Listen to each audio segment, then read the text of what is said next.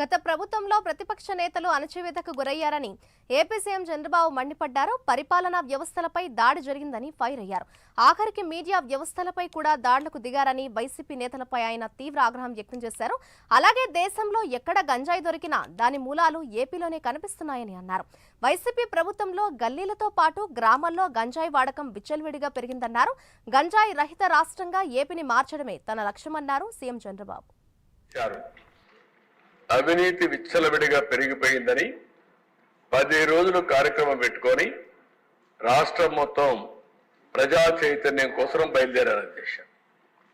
నేను అంగళ్ళకు వచ్చి అక్కడ జరిగిన మీరు ఒకసారి చూస్తే ఒక ప్రాజెక్ట్ ని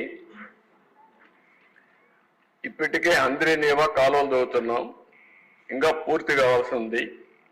కానీ దానికి పేర్లలుగా అది వదిలిపెట్టి దాన్ని పూర్తి చేయకుండా గండికోట నుంచి మళ్లీ అంద్రినేవాకి ఒక కాలువ తీసుకురావడానికి ఆనాటి మంత్రి పొంగునూరు ఎమ్మెల్యే అతని కంపెనీకి కాంట్రాక్ట్ ఇచ్చి పెద్ద ఎత్తున అవినీతి జరిగిందని అక్కడికి వెళ్ళాను అధ్యక్ష. అది నేను చేసిన నేరం.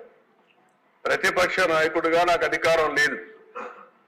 అదే ఆనాటి పాలకుల యొక్క పెత్తందారి వ్యవస్థలో నేను అక్కడికి వెళితే అంగళ్ళలో నేను వస్తామంటే కర్రలు రాళ్లు పెట్టుకొని నన్ను అడ్డగించి నా మీద దాడి చేసి నా మీదనే కేసులు పెట్టారు అధ్యక్ష.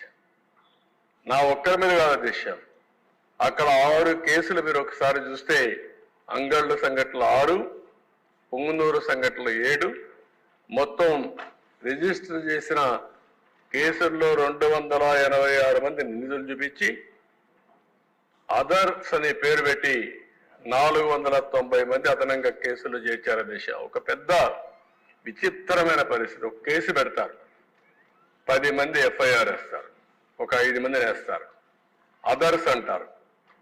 ఎవ్వరు దొరికితే లేకుంటే ఎవ్వరు రాజకీయ కార్యక్రమాలు చేస్తే వాళ్ళందరినీ అరెస్ట్ చేసుకుంటూ పోతా ఉంటారు. ఇంకా కరోనా సమయంలో మాస్క్ అడిగిన సుధాకర్ మంచి డాక్టర్ ఏ విధంగా చేశారో మీరు చూస్తున్నారు.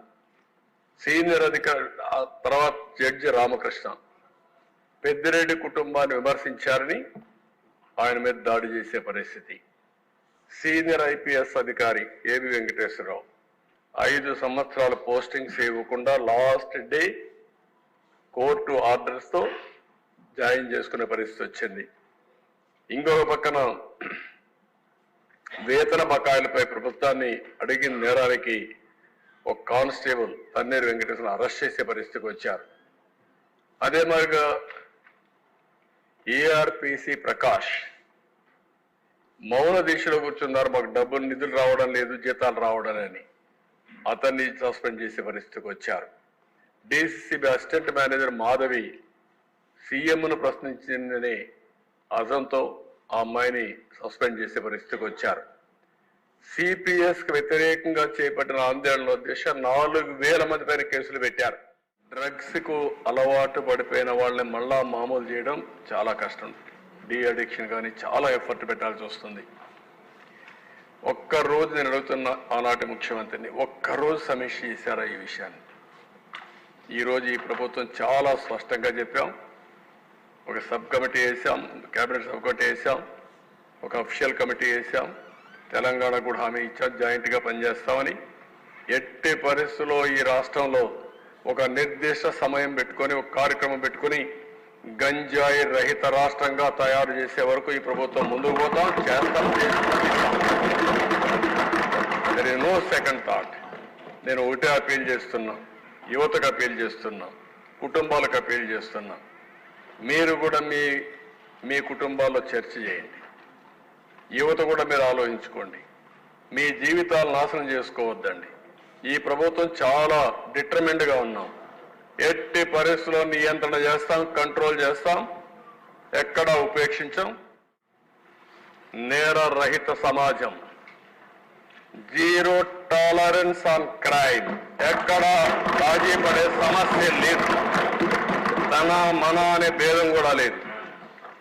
శాంతి భద్రతలో నూతన అధ్యాయం, new chapter in law and order will start, already started. ఎవరైనా మారకపోతే మళ్ళీ చెప్తున్నా, ఈ హౌస్ ద్వారా ఎట్టి పరిస్థితుల్లో మీరు మారకపోతే దాని సీక్వెన్సెస్ కానీ దాని కాన్సిక్వెన్సెస్ కానీ మీరు ఫేస్ చేసే పరిస్థితి వస్తుంది. లా అండ్ ఆర్డర్కి అబైడ్ కండి, చట్టాన్ని గౌరవించండి. లా ఆఫ్ ది ల్యాండ్ ఉంది.